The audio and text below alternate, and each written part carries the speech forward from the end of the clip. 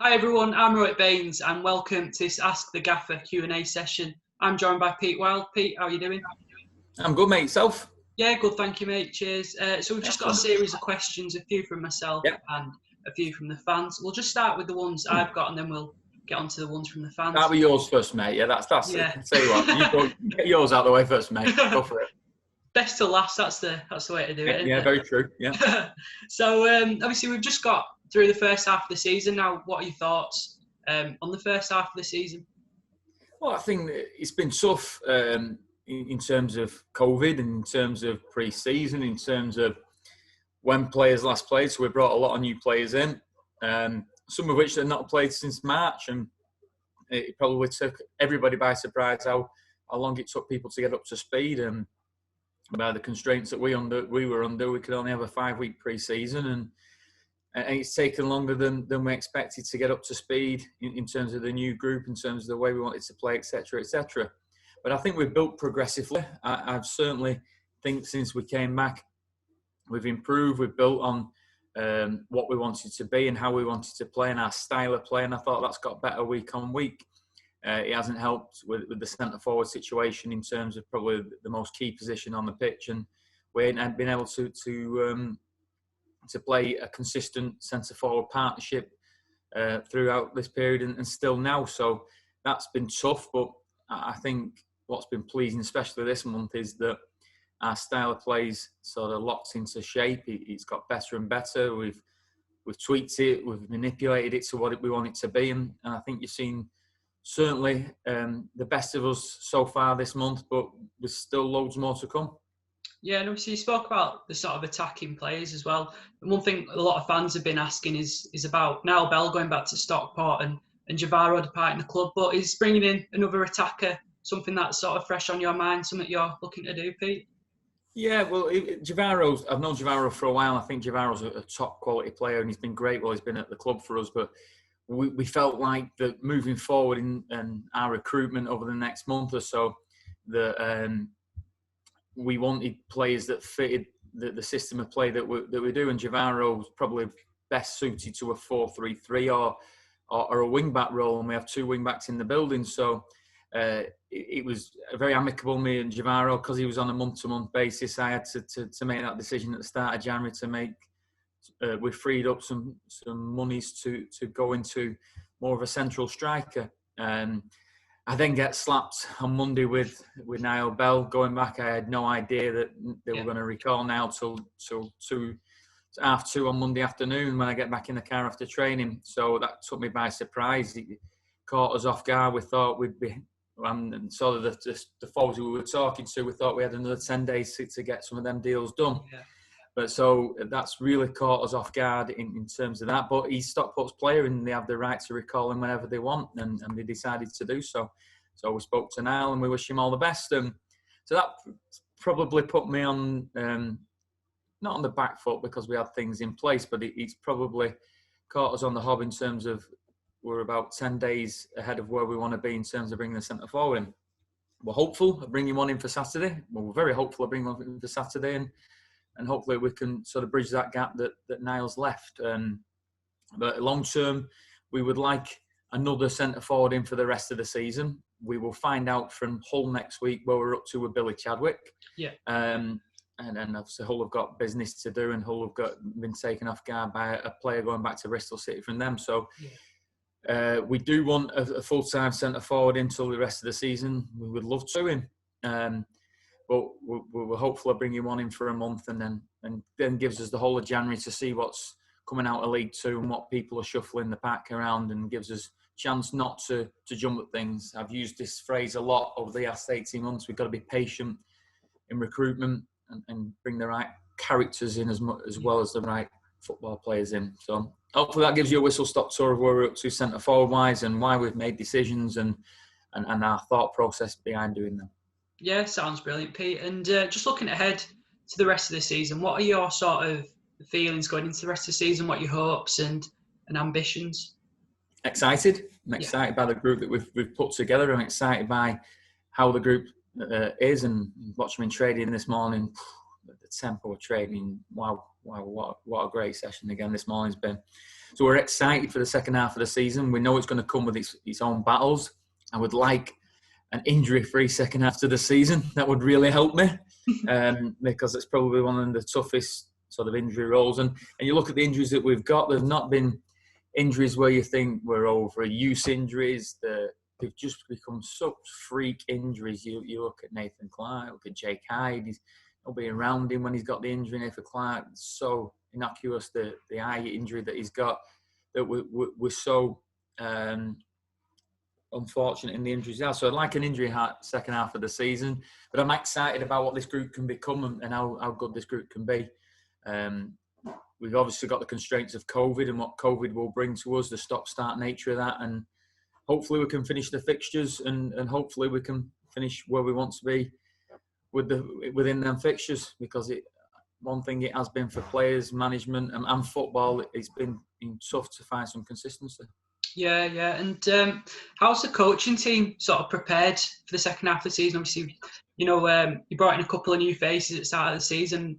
I was reading an article, I think Tom Bradbury in the Halifax Courier, and he was speaking about Joe Sargison and how he's come in and helped with player development, and obviously your other coaches that you've got. How have they all impacted the squad this season?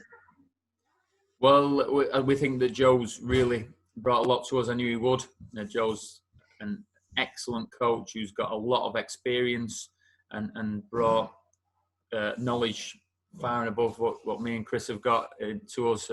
He brings that critical eye. I want somebody who took a step back from sort of being involved in it and could see sort of maybe the gaps that we're missing or maybe them bits of stuff that we needed tweaking and help our performance model go to the next level. And he's certainly brought that. He's excellent tactically. It gives me an eye in the stands on match days as well, and helps us sort of bounce ideas around between the three of us. And it's allowed me as a manager to assess training more. So yes, I still take sessions. Yes, I'm still around the training every day, but it allows me to sort of take a step back and watch players, watch how things are going. Is that what I want from them tactically? Is that what the problem they'll come up against on the Saturday? So him along with Adam Simpson in terms of sports science. If you look at some of the stats, on average, our team was running 100k a game last year. We're now running on average 134k a game. Yeah. And that's a massive jump. And that's all down to the work that the lads have done to make us physically better. And I think you've seen that in games, the relentless nature of us in games. I think he's really showing, and that's all down to the hard work of Adam Simpson and our physio, Aaron. And being able to bring Aaron Scholes in full time has been massive for us because, again, excellent physio and got some excellent work into our players. So we're really pleased with the additions we made to the coaching team, and bringing Paul Oakes in to do the goalkeeping. Paul's a good friend of mine and has excelled since he's come in the goalkeeping department and really pushing our goalkeepers to be better. So along with me and Chris and the lads I had last year, I think we've been allowed, because of the full-time model, to have more structure. But in turn, we've brought in some really good additions that have brought our knowledge to the next level and continue to improve the football club. Yeah, it all sounds brilliant. I think I'm sure the fans have been able to see it as well. You spoke about Adam Simpson as well. When we played, I think it was 2 games in 3 days, wasn't it? And players didn't really look tired, did they, when they were walking off the pitch in the second game? And yeah, so it's been really well, like you say there. I think the players deserve a lot of credit, because at the end of the day, the players have got to take on board what we're saying, and they've got to implement what we're asking from them, and how they live their lives and how they behave. You can just see that professionalism that's coming out of them, and the nature of how well they've bought into what we do. So for as much praise as I'm giving the staff, the players deserve as much credit for buying into what we're trying to do. Yeah, and just sticking with on the pitch, Pete, so obviously play Hartlepool next, but the week after that we play, it's the same week, we play Southport. And in the FA Trophy, is the FA Trophy a competition you're looking to maybe win, or going a little bit of a cup run? Because it's not that far from the final, really, is it, if we win a couple more games? We want to win every game we play, and an FA Trophy is no different. We want a really good cup run. We want a really good FA Cup run, but that didn't go our way. But we want a really good cup run. The FA Trophy allows us a chance to win a trophy and allows us a chance to get to Wembley. So yeah, we're desperate to do well in that competition, and hopefully we can do well next Saturday in that competition.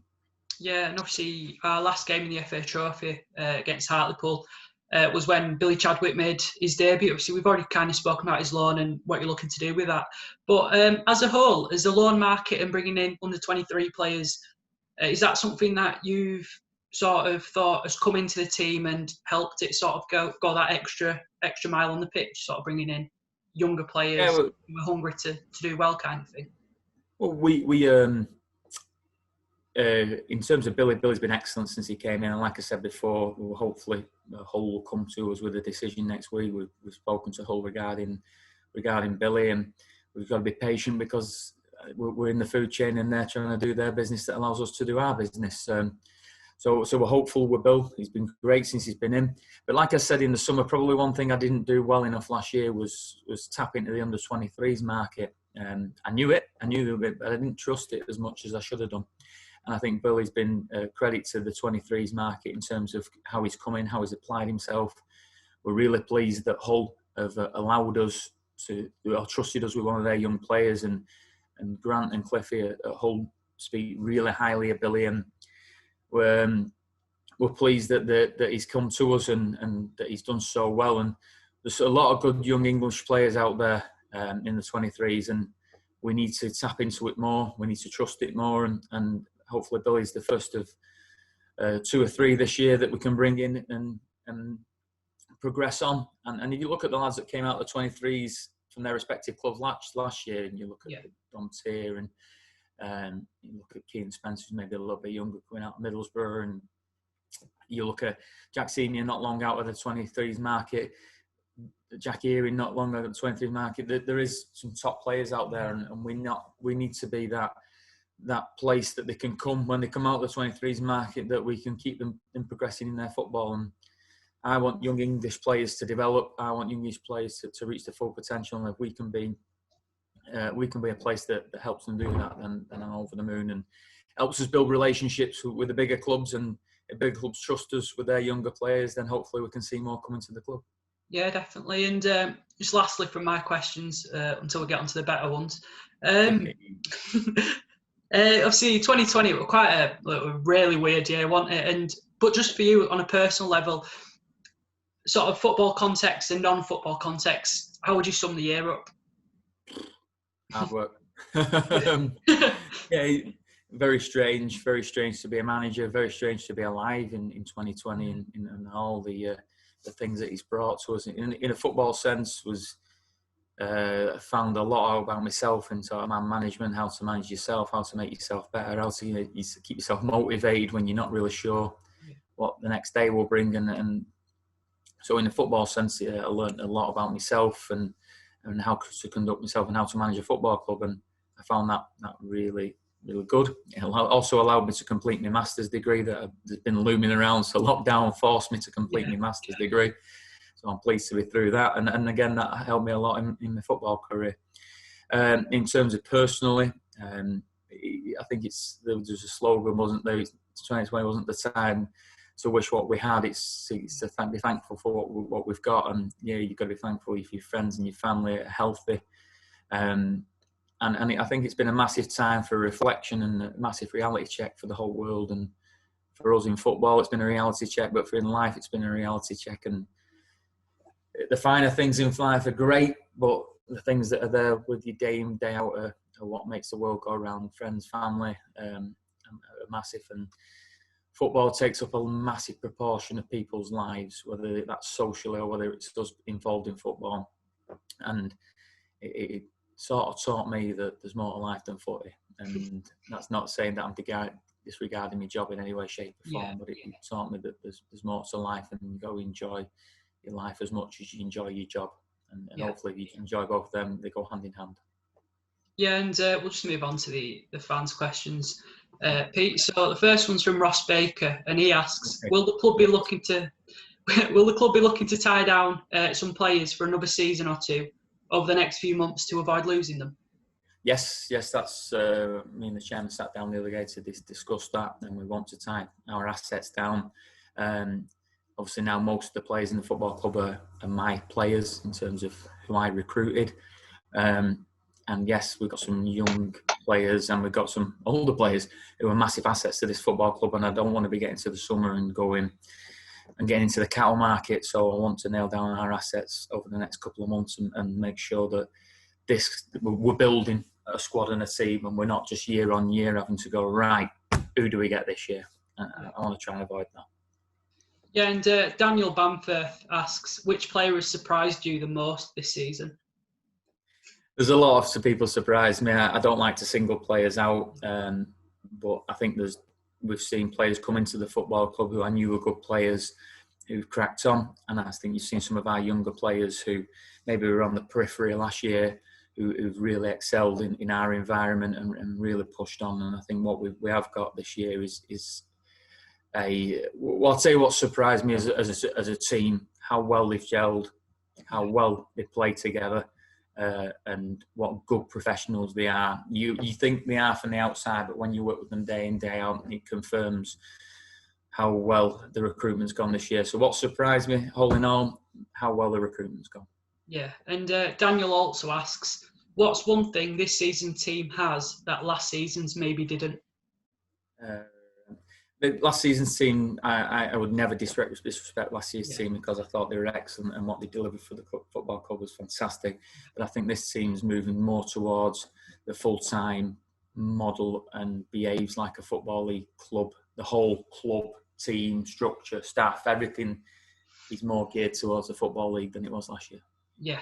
And Stu Wallace asks, well, he's asked, are you extending Billy Chadwick's loan deal, which we've obviously already spoken about? Yeah. But his second question in that is, what's he brought to the table, in your opinion, sort of as a player? Youthful exuberance is probably the first thing, but he's brought a player that every time he's in and around the box, you think something's going to happen. Every time he's in and around goal, you think he's going to score. And he's just brought a real threat to us. And when you look at players of his height and size, you sometimes think, can he punch his height and size at this level? And I think he's more than done that. But the biggest thing he's brought to us is he's a constant goal threat for the team. Yeah, brilliant. And Jezza7 asks, what's your end goal for this club? Football League. Yeah. I want them in the Football League. I want to hopefully give them the time to build a club into the Football League.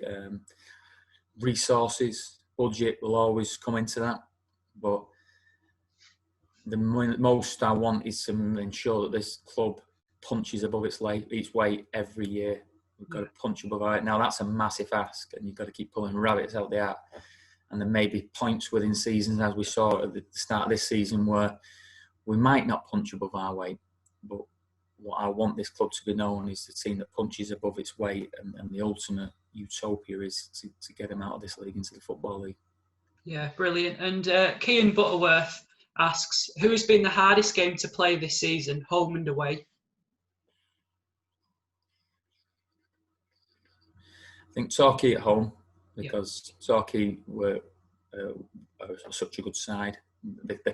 For me, Torquay look like they're going to score every time they're going to attack against every team. And that's probably down to Gary's experience of management.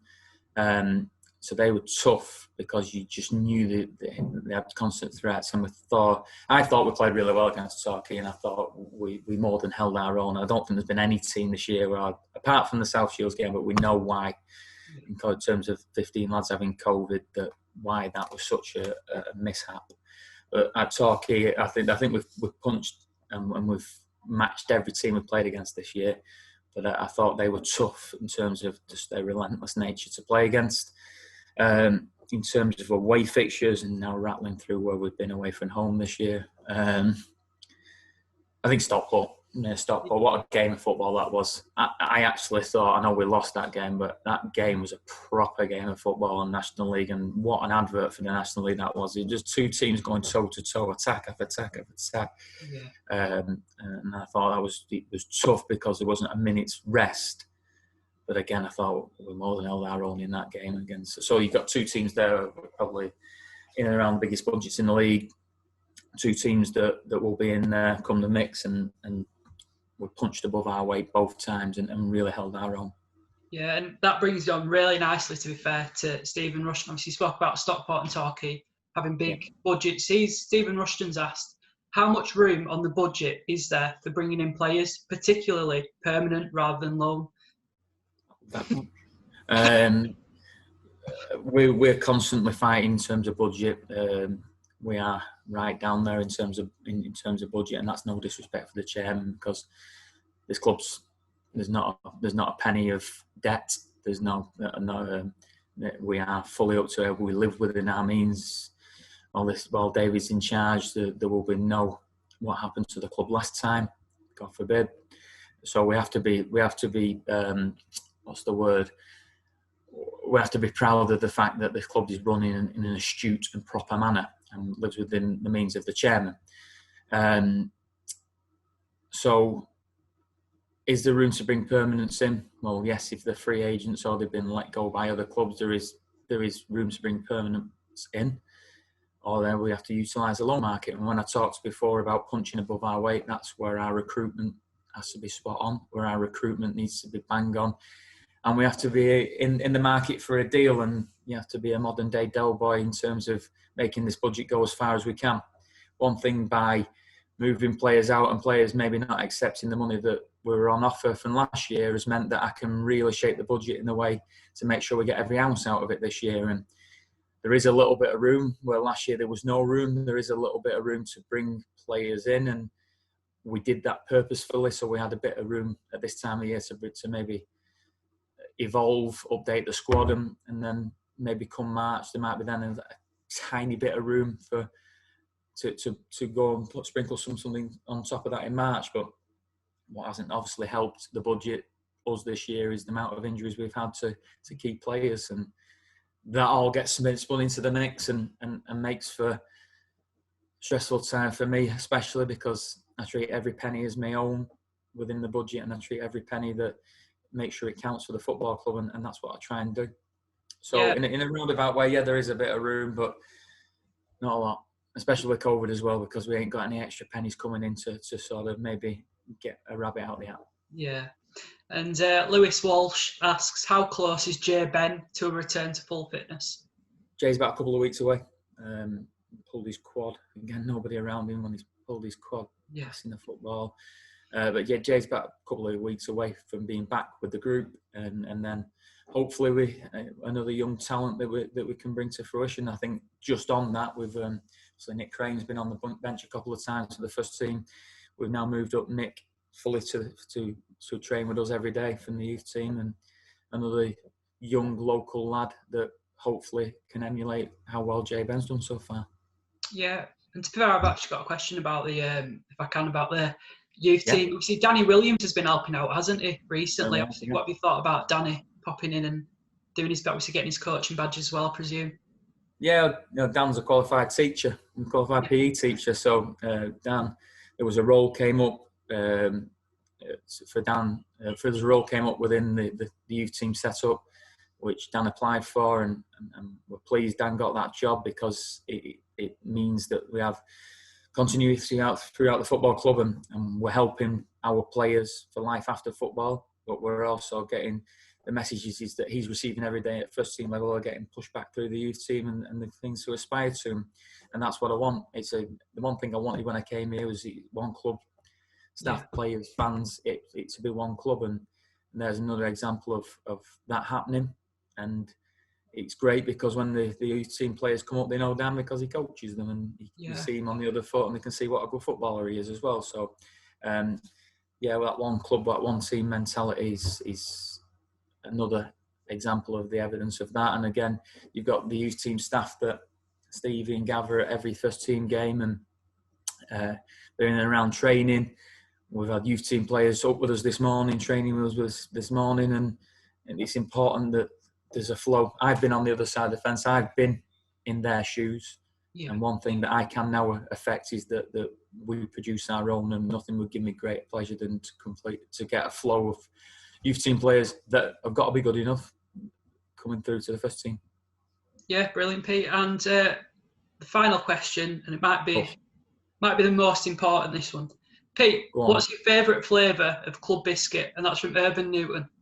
Club biscuit. That's specific, isn't it? Yeah. Got to be between.